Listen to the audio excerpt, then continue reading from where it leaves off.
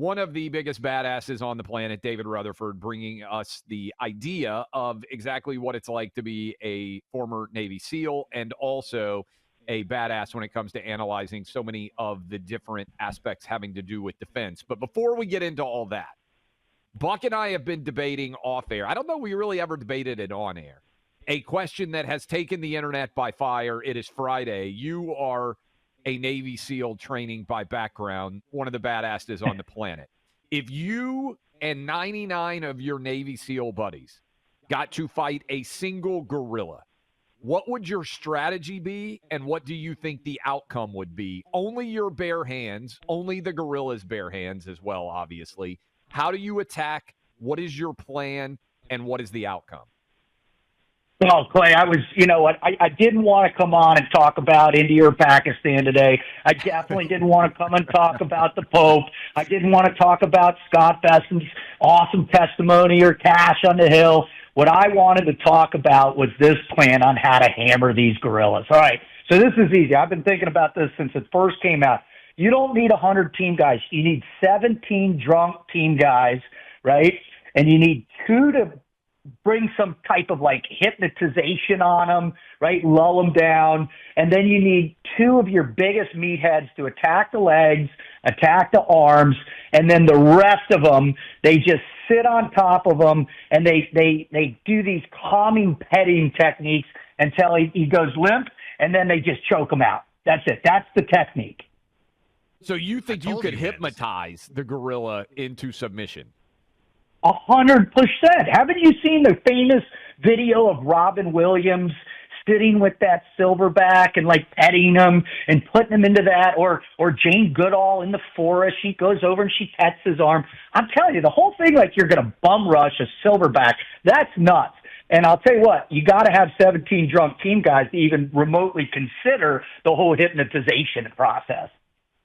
Well, this is what I've been saying to everybody, Rut, and that is, if you allow this to be like the Spartans at Thermopylae, where because of the hot gates, they were able to funnel in the Persians and take them not one at a time, but, hundreds at a time, so they couldn't be surrounded. And that's why I think 17 is the optimal number. I totally agree with you, and I appreciate that this plan, this tactical plan would come straight from you. All right, now we can actually get into some other things in the policy realm, and you guys should all check out the David Rutherford show. How do you think? I mean, I know you were pro Secretary Hegseth going into this whole thing.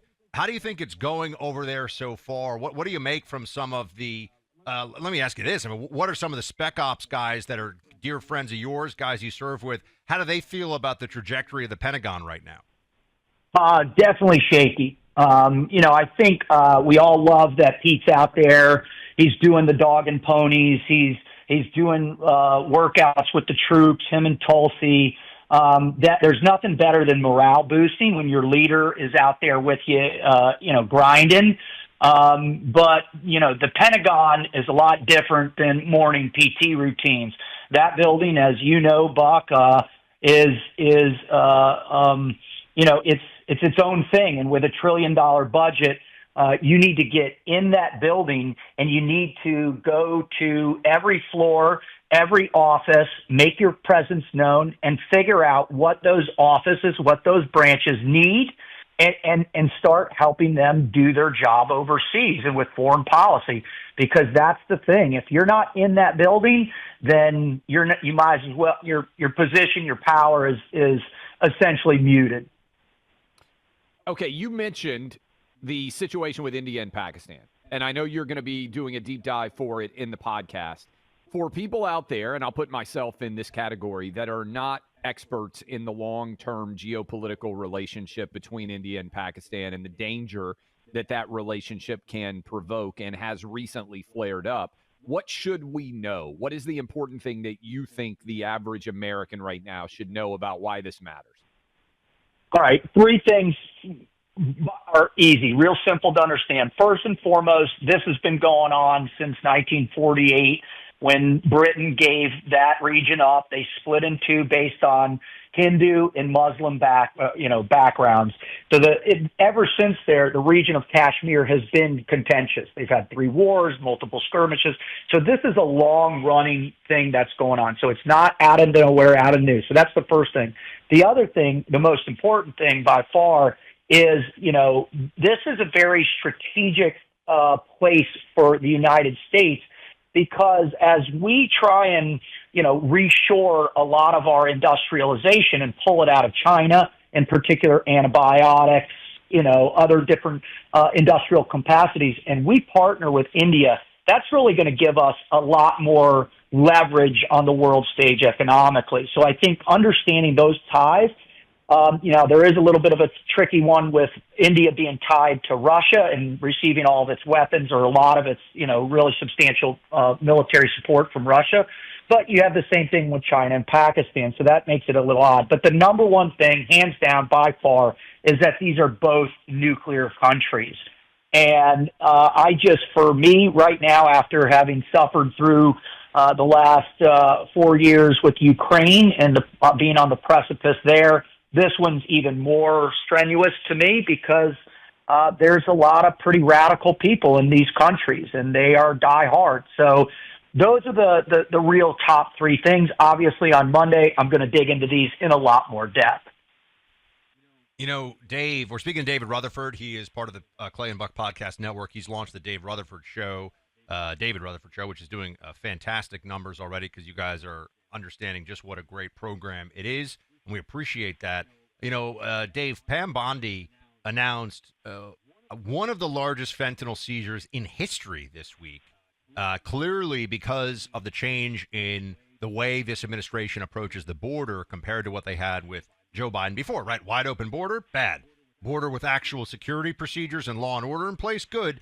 But now it starts to raise, I think, the question again about, well, what about going more to the source? Not just stopping the end users from getting their hands on this from dealers on the streets, the cartels who pull those strings, but the cartels on the Mexican side of the border, somebody from the special operations community.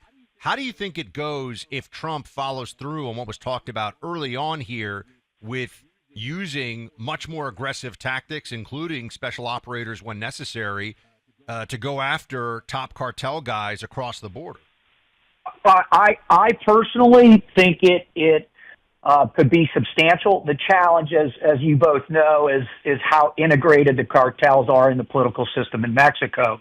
I'm still waiting to see a more strict stance by the president of Mexico. She's not doing that. I know, at first, what I would love to see is us really integrate into their intelligence apparatus, start sharing intel, get some assistance with us and our intelligence, in particular the NSA, to really kind of slow roll and take these guys down a little bit more.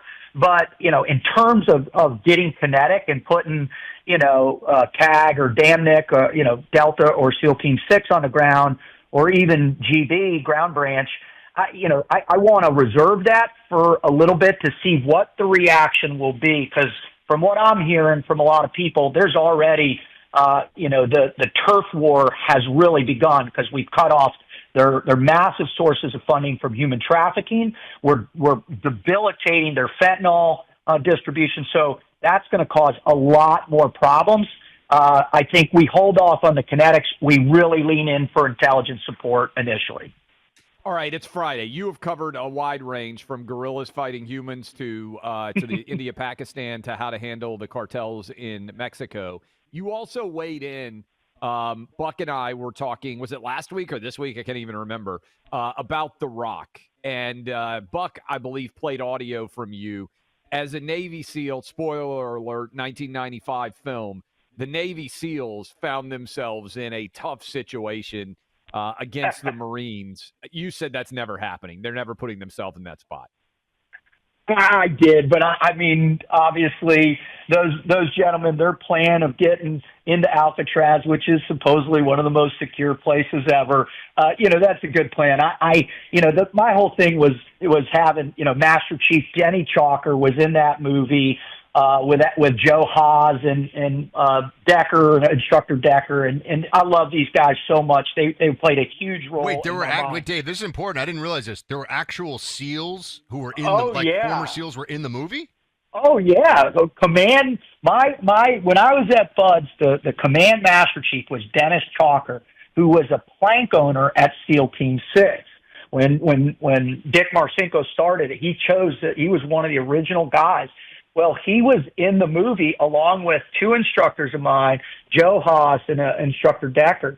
And these guys, it was really kind of the first time, other than Hubert Humphreys and a couple others, he's the real guru of SEAL tactical consulting in the movie business.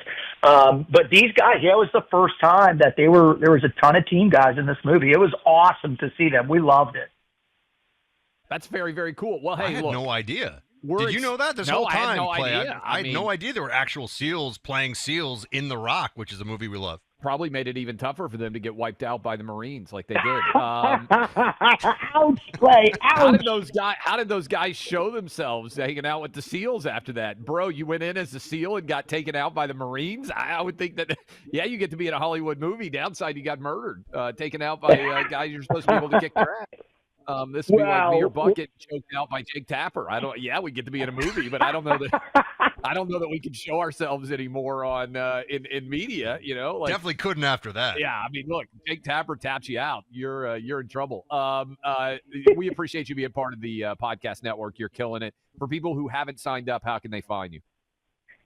You could just go to iHeartMedia app and just look up the David Rutherford Show. We're also on Spotify, Apple, iTunes, podcast, everywhere there's audio. And you can also find us on YouTube, X, Instagram, TikTok, the whole thing, man. We're out there. Just look up the David Rutherford Show.